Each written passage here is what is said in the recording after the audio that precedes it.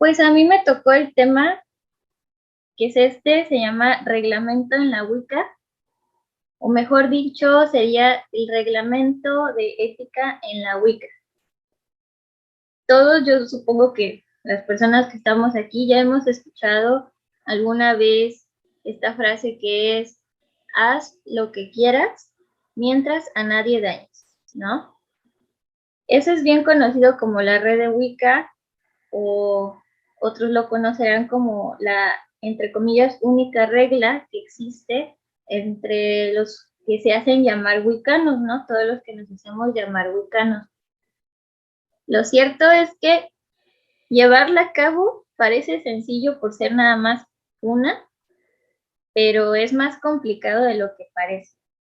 Y aunque suene triste, muchas personas que se dicen llamar wiccanos, de plano no la respetan, ¿no? Entonces, vamos a retomar un poquito lo que se ha mencionado en las clases anteriores. Este seminario está basado en una tesis escrita por, ¿cómo se llamaba? Ellen C. Friedman, que ella lo que hizo fue escribir este documento como una forma de apoyo a la comunidad wicana al ver que pues no había como que una estructura ni una aplicación correcta de la ética, y esto de cierta forma pone en riesgo estas tradiciones, ¿saben? Porque como no hay no hay relaciones sólidas, no hay como tal una moral bien fomentada, una ética bien establecida, eso pone en riesgo eh, la duración de estas tradiciones. Entonces, en un apartado de esta tesis, Ellen nos comparte un enlistado de lo que serían las reglas o normas que ella considera que se deberían aplicar en todas las tradiciones, pues para asegurar una correcta aplicación de la ética, moral y valores. Vamos a la primera diapositiva. ¿Me comentan si la pueden leer bien?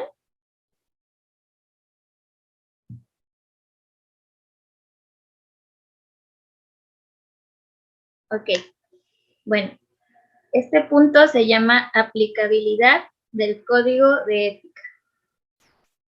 Aquí nos dice que es un estándar que restringe la aplicabilidad del código de ética de la APA a las actividades profesionales. Ya en las clases anteriores les han explicado qué es este código de la APA. La reflexión y la definición de los límites de las funciones personales y profesionales beneficiarían al clero wicano. Ser clérigo wicano es el centro de la identidad de muchos individuos, lo que hace más necesario, aunque también difícil, que distingan las actividades personales de las profesionales. ¿A qué se refiere con esto?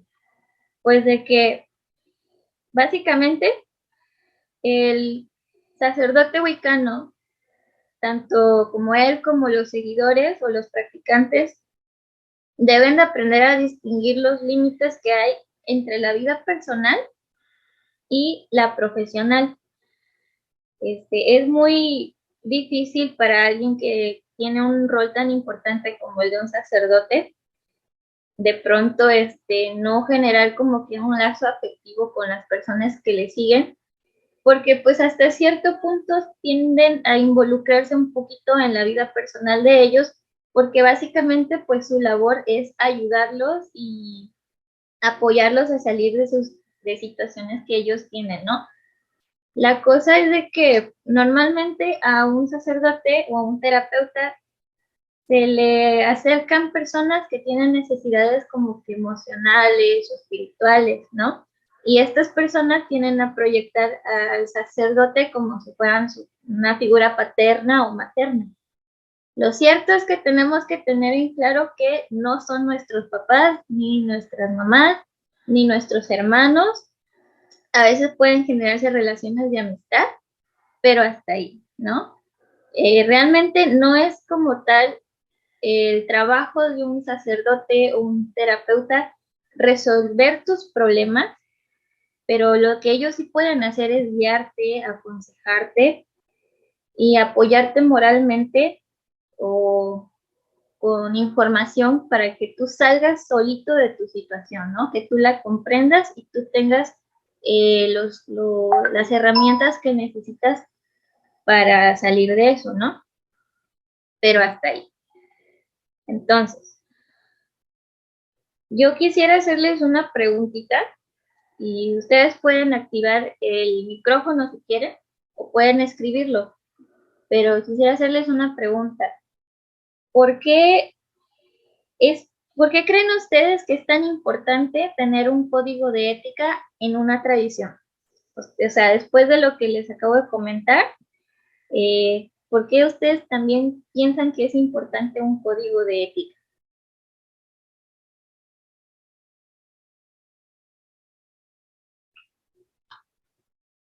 Les doy un momentito. Ajá, establece límites.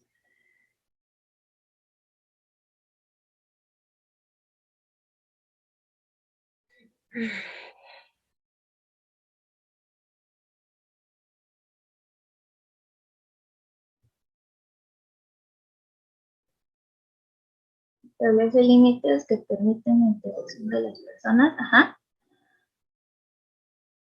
¿Alguien más?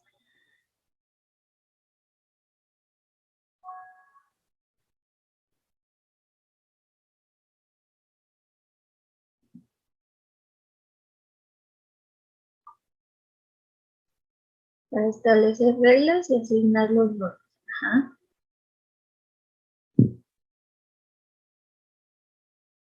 De acuerdo, mami.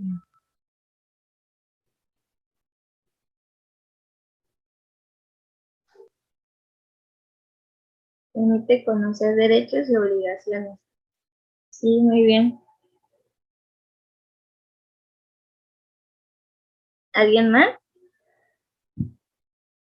Un orden. Sí, en efecto, son muy buenas respuestas.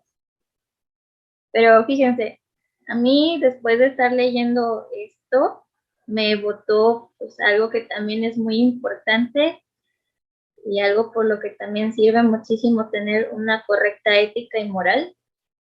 Y me botaron dos frases que consideré importantes, ¿no? Por ejemplo, esta. Una, que el conocimiento es poder. Y dos, como dice el tío Ben en Spider-Man, un gran poder conlleva a una gran responsabilidad. ¿A qué me refiero yo aquí con poder? Que un terapeuta, al igual que un sacerdote, desde mi punto de vista, tienen en común un gran poder que es el de tener una influencia sobre las personas que los buscan, ¿no? Entonces, ellos con sus conocimientos y con su influencia apoyan a estas personas a resolver las situaciones por las cuales los están buscando, ¿no?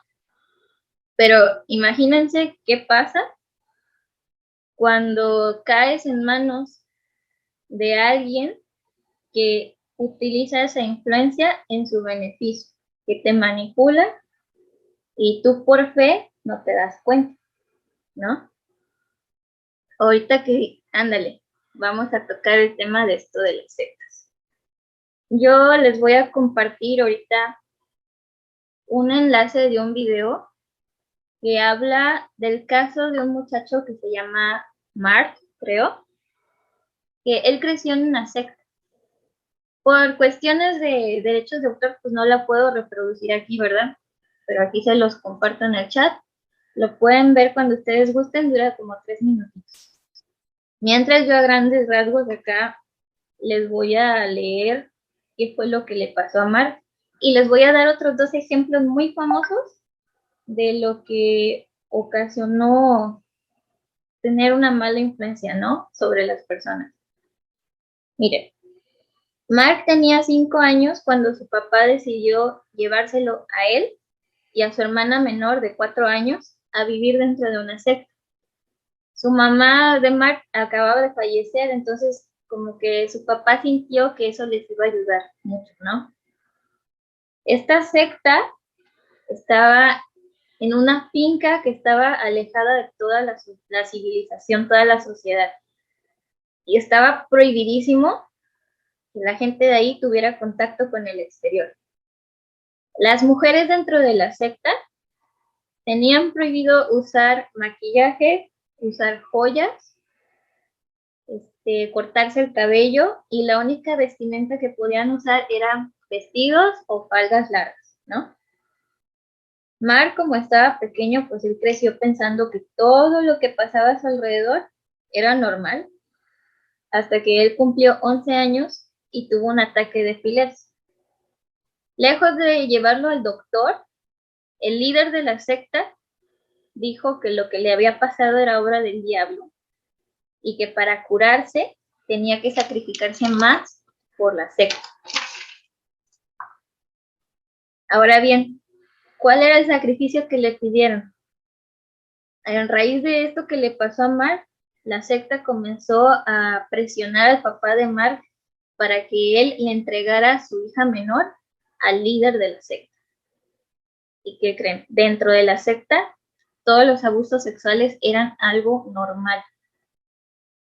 Y cualquier persona que se quejara era castigada de forma muy violenta y lo excluían. Entonces, Mark creció y conforme fue viendo más cosas, pues agarró el valor a los 18 años de liberarse de esa secta. Él se dio cuenta que normalmente atraían a personas que venían de familias destrozadas, que vivían en situaciones marginales y que aparte tenían algún problema mental que los hacía fáciles de manipular, ¿no? Hacían que las personas les entregaran todo su dinero, cuerpo y alma. Entonces, cuando Mark trata de escapar, desafortunadamente no logra convencer ni a su papá ni a su hermana de que vayan con él. Imagínense qué feo de ser. Él se escapa y tras mucha terapia y muchos años de reflexión y lo que ustedes quieran, él logra tener, entre comillas, una vida normal, pero jamás volvió a saber de su familia. Imagínense lo horrible que ha de ser vivir en una situación así. ¿Y saben cuál era la única razón por la que la gente toleraba todo ese sometimiento? Porque creían que al hacer caso de sus líderes iban a alcanzar una salvación eterna. Y por eso se quedaban ahí. Aparte, me imagino, por el miedo que les ocasionaba, ¿no? Hay otros dos casos muy famosos que son de estas dos personas. El de la izquierda se llamaba Choco Azahar y él fue líder de una secta que se llamaba La Verdad Suprema. Les voy a decir a grandes rasgos lo que hicieron cada quien. Choco lo que hizo al final fue ordenar a sus seguidores que lanzaran bombas de gas al tren de Tokio, y eso ocasionó 13 muertes y daños irreversibles en la vida de muchas personas. Ahora, el que está a la derecha se llama Kit Renier. Él fue líder de un grupo secta llamado Nexio. Él fue un embaucador de primera. Él enganchaba a la gente, les decía que él era la persona más inteligente, la segunda o una de las personas más inteligentes del mundo, y usaba eso como gancho para hacer que la gente le creyera y lo siguiera, ¿no? Él fue un pseudo coach, le vendía a las personas cursos de superación personal, les decía que se iban a hacer millonarios y seguían sus programas y que no sé qué. Y mucha gente famosa de México incluso era seguidor de este señor. Él, una de las cosas feas que también hacía era pues que las mujeres en su secta básicamente servían para hacer las labores de doméstica y para complacer. Además, marcaba a todas sus víctimas, entre comillas, seguidores, como si fueran ganado. O sea, les hacía una marca en la piel. Y aparte, cuando entrabas, el ritual era hacerte confesar y grabar en video un secreto o todos los secretos que tú tuvieras, cosas pesadas que no le pudieras contar a nadie. Y si tú amenazabas con irte, ellos te amenazaban de divulgar esos secretos y arruinar tu vida. Ahora bien, yo sé que estos ejemplos son muy feos, suenan muy aterradores de pensar en todo lo que pasó la gente alrededor de estas personas, pero se los estoy compartiendo porque quiero que vean, o sea, todos venimos al mundo con un rol, que muchos venimos como artesanos, muchos venimos como sabios, muchos vienen como sacerdotes, ¿no? Pero quiero que sepan la responsabilidad tan grande que tiene un sacerdote, un líder.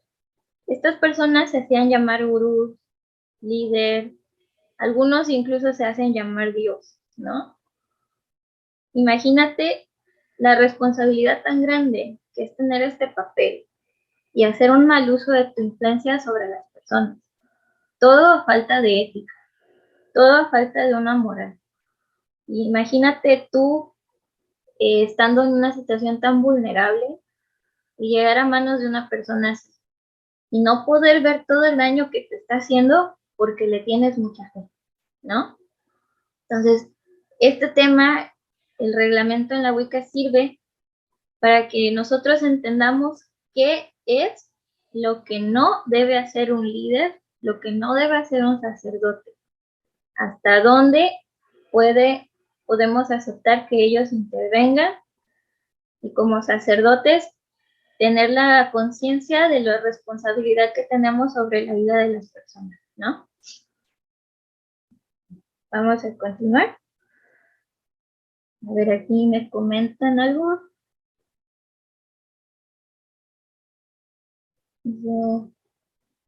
Esta clase de líderes que forma grupos o incluso hasta sectas que terminan haciendo atrocidades y mucho daño son personas con mucho magnetismo, sí, y un gran encanto, características de personas psicópatas que saben manipular y convencer, sí, saben manipular muy bien.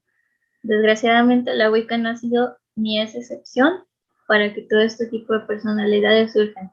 En efecto, de hecho ninguna religión, ninguna forma de creencias está libre de este tipo de personas. Y para eso sirve la ética y los reglamentos.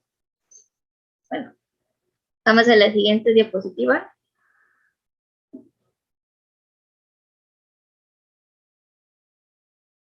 Bueno, una de las normas que especifica la tesis es los límites de competencia. Dice aquí que los profesionales prestan servicios, enseñan y realizan investigaciones solo dentro de los límites de su competencia, basada en su educación, capacitación, experiencia supervisada o experiencia profesional adecuada. En la actualidad, la competencia y la incompetencia son en gran medida indiscutibles, dejando que la incompetencia, ojo aquí, sea tolerada en la comunidad en general. Pues bueno, aquí a veces por ignorancia terminamos cayendo en redes de gente que realmente no está capacitada en lo que hace, ¿no? Y esto, pues no nada más en la Wicca, en todo tipo de profesión pasan estas cosas.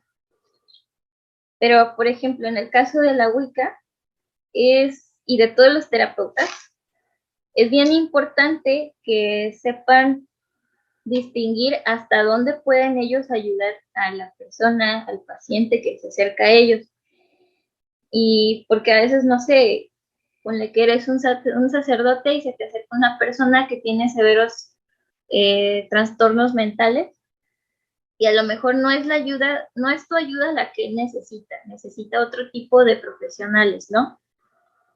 Y tampoco yo como terapeuta profesional puedo intervenir en el trabajo de otros profesionales, ¿no? También hay que tener en cuenta que como sacerdotes, pues no podemos ayudar a alguien que no quiere ser ayudado eso es importante. Y tenemos que saber hasta dónde podemos, ¿cómo les explico? Hasta dónde nosotros somos competentes en el caso de apoyar a una persona, ¿no? Otra cosa que a mí me llamó mucho la atención, que siento que en este punto también entra mucho la charlatanería, porque nunca falta el brujo autoproclamado que ya se cree brujo porque compró un libro de amarres en una tienda naturista. Y la gente que no sabe, pues le va a creer y va a hacer caso de sus consejos y quién sabe a dónde los va a llevar eso, ¿no? Entonces, hay que tener mucho cuidado en este punto y hay que perderle el miedo a preguntarle a la gente que nos atiende, a la gente, a estos profesionales. Hay que poder tener la confianza de preguntarles, oye, ¿y tú qué estudiaste?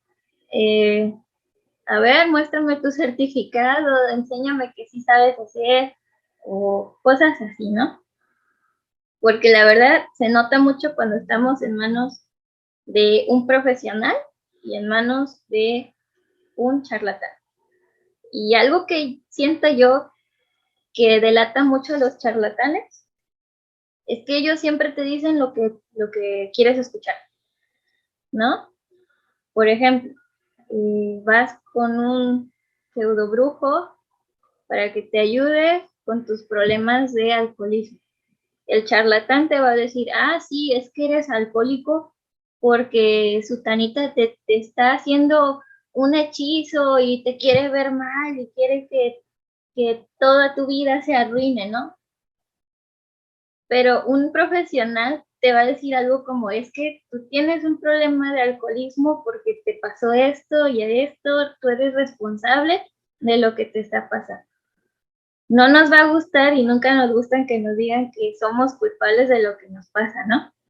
Entonces, normalmente hay que tener ojo en este sentido de que no siempre es lo que queremos que nos digan, es lo que necesitamos, ¿va?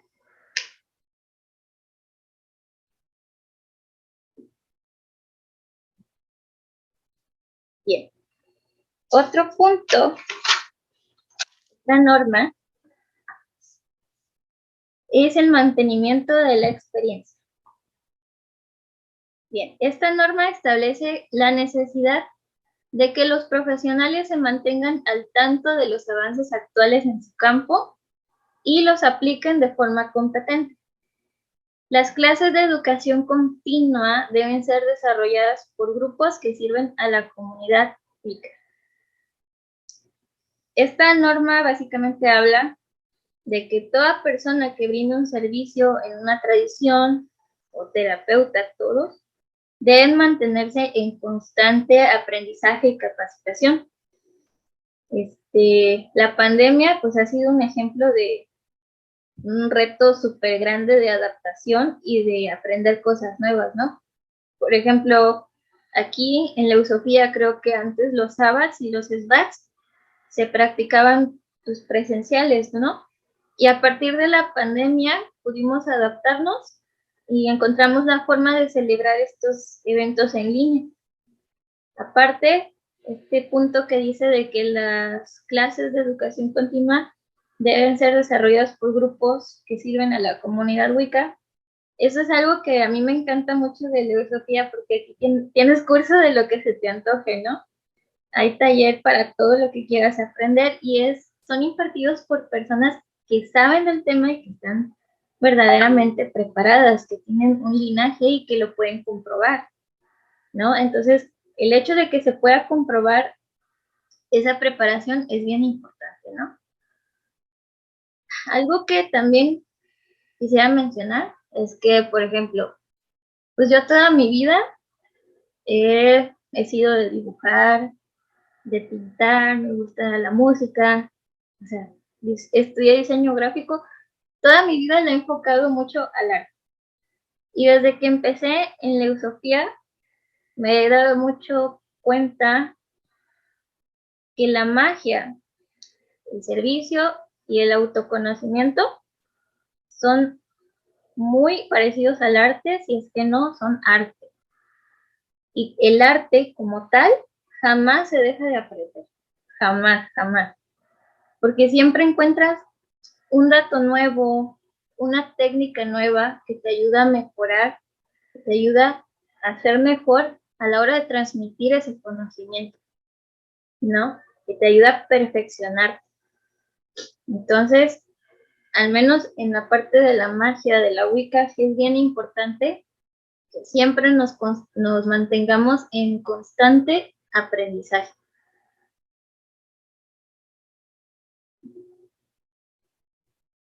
La siguiente norma que nos comparte Ellen es la de diferencias humanas y no discriminación. Esto establece que el profesional debe respetar las diferencias individuales, por ejemplo, edad, raza, género, etc. Los grupos que limitan las oportunidades a determinados tipos de personas deben declarar sus preferencias por adelantado y no deben alegar una ética de no discriminación. ¿A qué se refiere esto? Pues de que básicamente no puedes negarle la entrada a alguien, a un joven, simplemente porque su color de piel es moreno o es demasiado pálido o porque es asiático, que dices, ay, es que tú eres asiático y tú tienes otras creencias y no puedes entrar a la Wicca por eso, ¿no? No tiene por qué caer en eso. De pronto sí hay excepciones, como por ejemplo, aquí se ve la imagen de esta sacerdotisa. Ella es Susan Budapest y fue la fundadora de una tradición de Wicca que se llama Wicca diánica, que era muy conocida por ser como feminista, ¿no? O sea, aceptaban a puras mujeres al principio, porque creo que ahorita ya hay hombres ordenados, pero era muy conocido porque era de puras mujeres. Entonces, en ese aspecto sí es válido tener como que un perfil de ingreso para tu tradición, ¿no? Por ejemplo, decir, a este joven se aceptan personas que no se droguen, que tengan disposición para tomar sus clases, que acepten la guianza de sus maestros, que respeten las reglas, cosas así. Ese perfil sí es muy bueno tener, pero ya de eso a negarle la entrada a alguien por su origen o cosas así, no es correcto. Y el perfil también sirve como, por ejemplo, como filtro, porque no todas las personas están realmente preparadas para recibir el tipo de conocimiento que se recibe dentro de un joven. Hay unas que simplemente no lo entienden, no lo pueden procesar, y otras que de plano entran, pero a la larga se dan cuenta que no era lo que estaban buscando.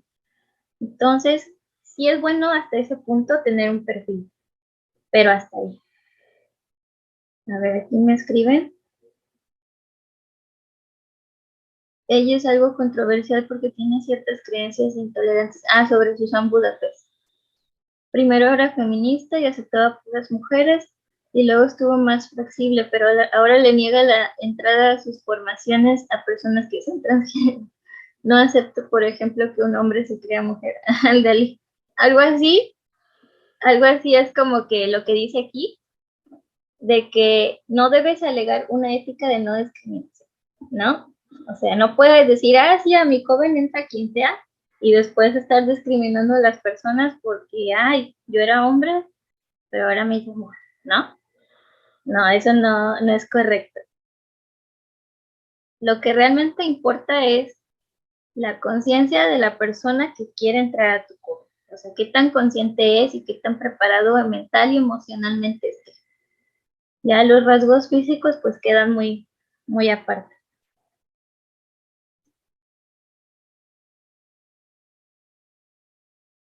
Y bueno, ya me paso esta última diapositiva, que es una de las normas que yo considero de las más importante, y es que no la más, que es básicamente el respeto a los demás.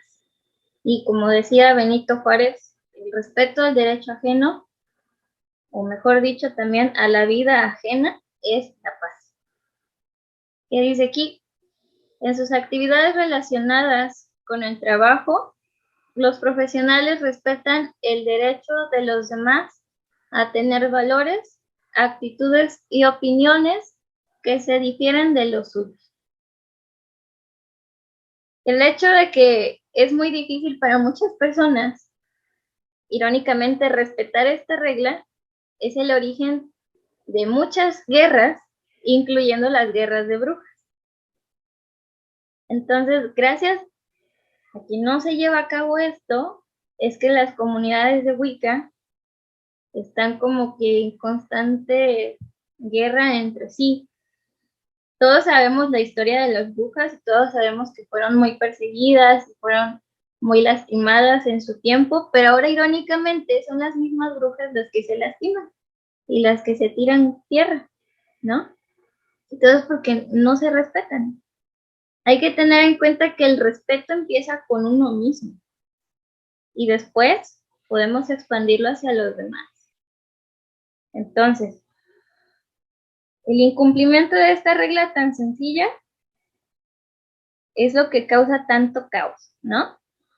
Las religiones y tradiciones pues, normalmente tienden a caer en que se creen la verdad absoluta, ¿no?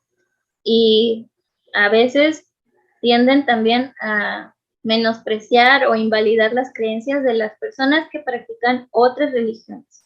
Esto, pues la Wicca no se escapa de estas situaciones, ¿no? También hay muchos jóvenes que le tiran tierra a los demás porque dicen, es que lo que tú piensas está equivocado y nosotros tenemos la razón. Pues no. Hay que tener respeto porque lo que si te funciona a ti, no le va a funcionar a los demás. Y ojo con esto, no podemos usar el diálogo del respeto, el argumento del respeto, para justificar crímenes ni actos barbáricos. Ahí sí, no podemos quedarnos tan quietos por ver que alguien cometió un asesinato, cosas así. El respeto no es un argumento para justificar esas cosas. Pero como les digo, lo que sí podemos aprender es que, bueno, a lo mejor a persona fulanita tal le hace feliz usar un hijab y taparse su cabecita, taparse su cabello, ¿no? A lo mejor para ella tiene sentido y eso le hace feliz y eso ha funcionado en su vida y ya no tenemos por qué meternos con eso, ¿no? Y en fin, como ya me queda poquito tiempo, lo voy a cortar aquí. Quisiera acabar con estas preguntitas para reflexionar.